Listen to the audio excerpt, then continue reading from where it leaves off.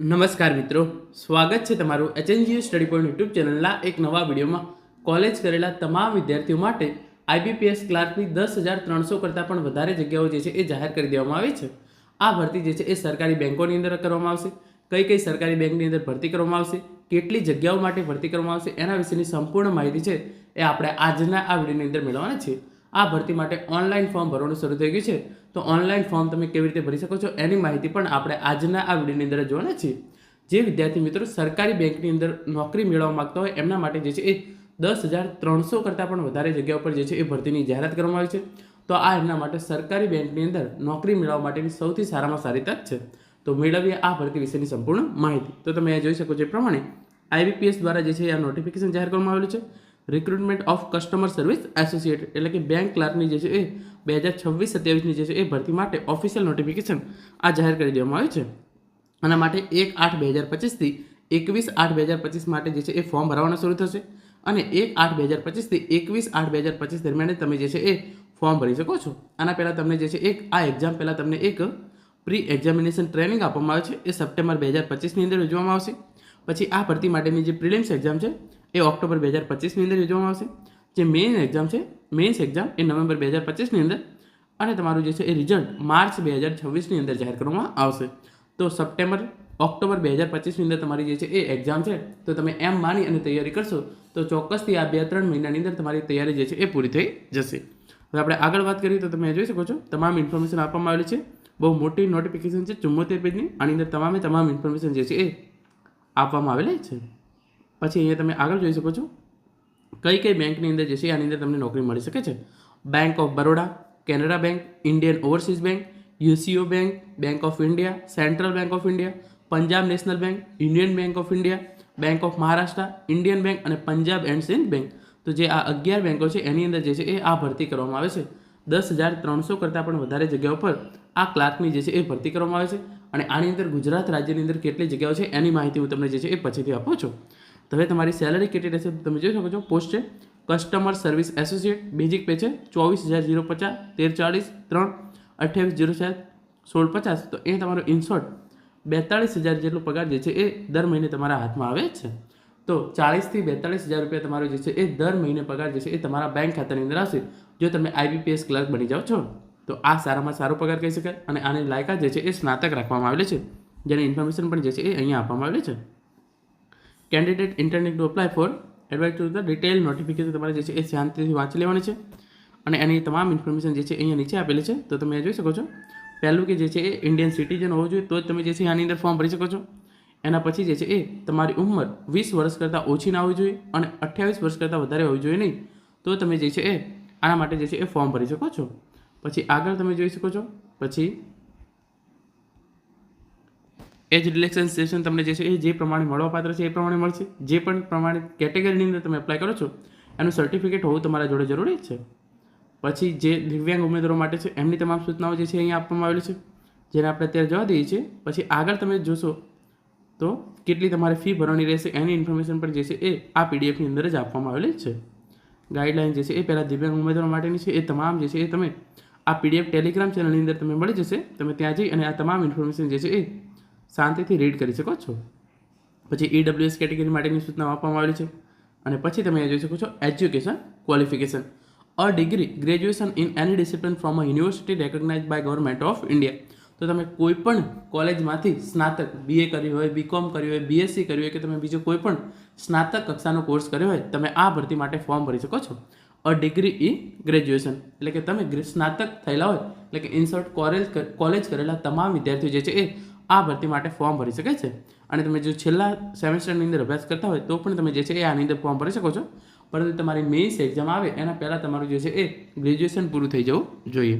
પછી આગળ અહીંયા ઇન્ફોર્મેશન આપવામાં આવેલી છે એ આપણે જે છે એ ફટાફટ જોઈ લઈએ છીએ.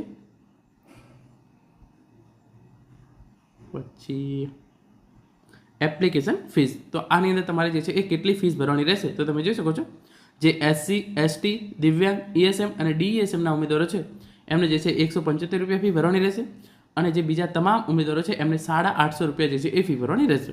તો ઓબીસી, ઈડબ્લ્યુએસ અને જનરલ કેટેગરીના ઉમેદવારો છે એમને 850 રૂપિયા, એસસી, એસટી અને દિવ્યાંગ ઉમેદવારો છે એમના માટે જે છે એ 175 રૂપિયા ફી તમારે ભરવાની રહેશે અને જે છે આ તમામ ફી જે છે એ તમારે ઓનલાઈન માધ્યમથી ભરવાની રહેશે 1/8/2025 થી 21/8/2025 દરમિયાન જો તમે ફી ભરી દેશો તો જ તમારું ફોર્મ જે છે એ વેલિડ ગણાશે. પછી તમારી એક્ઝામ જે છે એ કઈ રીતે લેવામાં આવશે?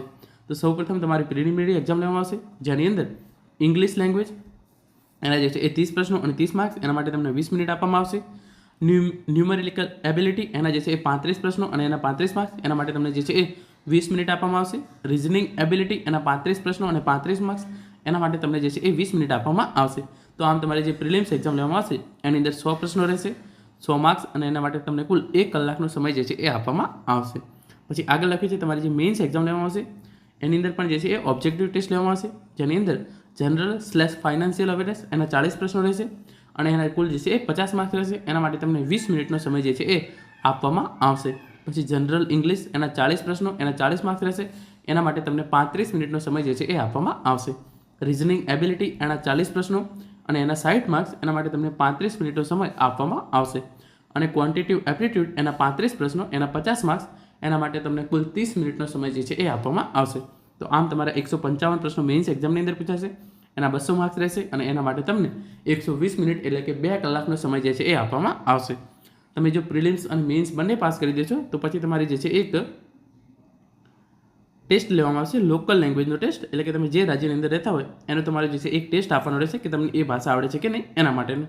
તો એ જનરલી તમામ ઉમેદવારો જે પ્રિલિમ્સ અને મેઇન્સ પાસ કરે છે એમને જે છે એ પાસ જ થઈ જાય છે. ફોર એક્ઝામ્પલ આપણે ગુજરાત રાજ્યની અંદર છે તો તમને ગુજરાતી વાંચતા, લખતા અને બોલતા આવડવું જોઈએ, તો એવું જે એક ટેસ્ટ લેવામાં આવે છે જે એની અંદર તમે જે છે એ આસાનીથી પાસ થઈ શકશો.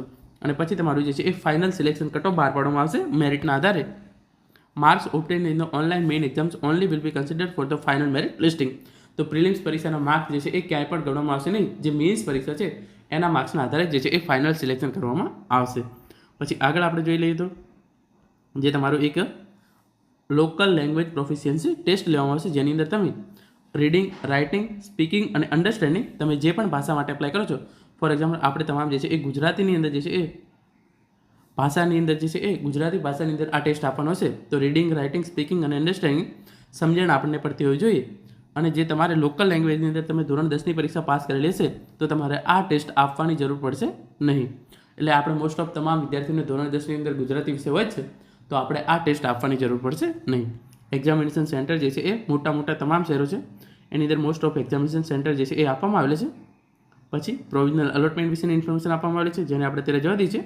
આપણે ડાયરેક્ટ ચેક નીચે જતા રહીએ છીએ અને કુલ કેટલી જગ્યાઓ પર ભરતી કરવામાં આવી રહી છે એના માટેની જે છે એ ઇન્ફોર્મેશન જોઈ લઈએ. અહીંયા કયા ડોક્યુમેન્ટ જોશે એ તમે વિડીયો પોઝ કરીને જોઈ શકો છો, અથવા તો આ PDF તમને ટેલિગ્રામ ચેનલની અંદર મળી જશે, તમે ત્યાં જઈ અને પણ જોઈ શકો છો. હવે આપણે આગળ જતા રહીએ છીએ કેટલી જગ્યાઓ પર ભરતી કરવામાં આવેલી છે જે એના વિશેની ઇન્ફોર્મેશન આપવામાં આવેલી છે. છેક આપણે ત્યાં પહોંચી જઈએ છીએ. આ બહુ જ મોટી PDF છે, આની અંદર જે છે એ પહોંચવામાં ટાઈમ લાગશે, પરંતુ તમને એક પછી એક ઇન્ફોર્મેશન, ફીસ કેટલી છે તમે એ જોઈ લીધી, ઓનલાઈન ફોર્મ કેવી રીતે ભરવું એની તમામ ઇન્ફોર્મેશન આપવામાં આવી છે. IBPSની વેબસાઇટ પર જઈ અને તમે ઓનલાઈન ફી પેમેન્ટ કરી અને આખું ફોર્મ જે છે એ ઓનલાઈન ભરી શકો છો. ઓફલાઈન ફોર્મ જે છે એ તમે ભરી શકશો નહીં અને કોઈ પણ જગ્યાએ જે છે એ ઓફલાઈન ફોર્મ જે છે એ તમારું સ્વીકારવામાં આવશે નહીં. પછી કેટલીક સૂચનાઓ તમારા માટે આપવામાં આવી છે જે તમારા માટે ખાસ ઉપયોગી નથી, પરંતુ તમારે જે છે એ ફોર્મ ભરતા હોય તો તમને આ તમામ વિગતો જે છે એ ખબર હોવી જોઈએ. છેક આપણે આગળ જઈએ છીએ અને પછી જે છે તમે છેક હું તમને નીચે લઈ જાઉં છું ફટાફટ. કોલ લેટર્સ ક્યારે જાહેર કરવામાં આવશે? તો એક્ઝામના અગાઉના દિવસોમાં તમારે જે છે એ કોલ લેટર ચોક્કસથી જાહેર કરી દેવામાં આવશે. અને વેકેન્સી જે છે એ કેટલી છે તમે એ જોઈ લો. તમામ ઇન્ફોર્મેશન જે છે એ સ્ટેટ વાઇઝ આપવામાં આવેલી છે. તો આપણે ગુજરાત રાજ્યની અંદર જોઈ લઈએ. આંદામાન નિકોબારની અંદર કુલ જગ્યાઓ જે છે એ 13 છે. આંધ્રપ્રદેશ રાજ્ય છે એની અંદર કુલ જે છે એ 159 છે, કુલ 367 જગ્યાઓ છે. અરુણાચલ પ્રદેશની અંદર કુલ 22 જગ્યાઓ છે. આસામની અંદર 204 જગ્યાઓ, બિહારની અંદર 308 જગ્યાઓ, ચંદીગઢની અંદર 63 જગ્યાઓ, છત્તીસગઢની અંદર 214 જગ્યાઓ, દાદરા નગર હવેલી એન્ડ દમણ દીવ એની અંદર જે છે એ કુલ તમે જોઈ શકો છો 35 જગ્યાઓ, દિલ્હીની અંદર જે છે તમે 416 જગ્યાઓ, ગોવાની અંદર 87 જગ્યાઓ અને ગુજરાત રાજ્યની અંદર બેંક ઓફ બરોડાની અંદર 381, બેંક ઓફ ઇન્ડિયાની અંદર 60 જગ્યાઓ, બેંક ઓફ મહારાષ્ટ્રની અંદર 20 જગ્યાઓ, કેનરા બેંકની અંદર 55 જગ્યાઓ, પછી સેન્ટ્રલ બેંક ઓફ ઇન્ડિયાની અંદર 135 જગ્યાઓ, પછી પંજાબ નેશનલ બેંકની અંદર 25 જગ્યાઓ, પંજાબ એન્ડ સિંધ બેંકની અંદર 42 જગ્યાઓ અને યુનિયન બેંક ઓફ ઇન્ડિયાની અંદર 35 જગ્યાઓ. તો ગુજરાત રાજ્યની અંદર કુલ જે છે એ 753 જગ્યાઓ પર IBPS ક્લર્કની જે છે એ ભરતી કરવામાં આવનાર છે. પછી હરિયાણાની અંદર આપણે તમે જોઈ લો 144 જગ્યાઓ, હિમાચલ પ્રદેશની અંદર 114 જગ્યાઓ, જમ્મુ એન્ડ કાશ્મીરની અંદર 61, ઝારખંડની અંદર 106 જગ્યાઓ, કર્ણાટકની અંદર જે છે એ તમે જોઈ શકો છો 1170 જગ્યાઓ, કેરળની અંદર 330 જગ્યાઓ, લદ્દાખની અંદર 5 જગ્યાઓ, લક્ષદ્વીપની અંદર જે છે એ 7 જગ્યાઓ, મધ્યપ્રદેશ છે એની અંદર 601 જગ્યાઓ, મહારાષ્ટ્રની અંદર 1117 જગ્યાઓ, પછી મણિપુર છે ત્યાં 31 જગ્યાઓ, મેઘાલય છે ત્યાં 18 જગ્યાઓ, મિઝોરમ છે ત્યાં 28 જગ્યાઓ, નાગાલેન્ડની અંદર 27 જગ્યાઓ, ઓડિશાની અંદર 249 જગ્યાઓ, પોંડુચેરીની અંદર 19 જગ્યાઓ, પંજાબની અંદર 276, રાજસ્થાનની અંદર જે છે એ 328 જગ્યાઓ, સિક્કિમ રાજ્યની અંદર 20 જગ્યાઓ, તમિલનાડુ 894 જગ્યાઓ, તેલંગાણા 261 જગ્યાઓ, ત્રિપુરા 32 જગ્યાઓ, ઉત્તર પ્રદેશની અંદર 1315 જગ્યાઓ, ઉત્તરાખંડની અંદર 102, પશ્ચિમ બંગાળની અંદર 540. તો આમ કુલ 10,300 કરતાં પણ વધારે જગ્યાઓ પર જે છે એ ભરતી કરવામાં આવી રહી છે. અને ગુજરાતની અંદર પણ 700+ જેવી વેકેન્સી પર ભરતી કરવા જઈ રહી છે IBPS ક્લાર્કની. તો આ જે છે એ સારામાં સારી તક છે.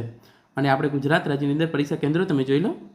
અમદાવાદ, ગાંધીનગર, આણંદ, ભાવનગર, જામનગર, મહેસાણા, રાજકોટ, સુરત, બારડોલી અને વડોદરા ખાતે તમારું જે છે એ પરીક્ષા કેન્દ્ર પ્રિલિમ્સ માટે રહેશે. અને મેન્સ માટેનું જે એક્ઝામ સેન્ટર છે એ અમદાવાદ, ગાંધીનગર, વડોદરા, રાજકોટ, સુરત અને બારડોલી ખાતે જે છે એ રાખવામાં આવશે. તો અને અમે તમામ ઇન્ફોર્મેશન જે છે એ આપી શકે છો. ગુજરાત રાજ્યની અંદર જે છે એ ગુજરાતીની અંદર તમારે લોકલ લેંગ્વેજ ટેસ્ટ જે છે એ આપવાનો રહેશે. તો આ જે છે એ ઓવરઓલ હતી નોટિફિકેશન, જેના વિશેની સંપૂર્ણ માહિતી જે છે એ આપણે આજના આ વિડીયોની અંદર જોઈ છે. આશા રાખું છું આજનો આ વિડીયો જે છે એ તમને ચોક્કસથી ઉપયોગી થશે. Thank you so much for watching.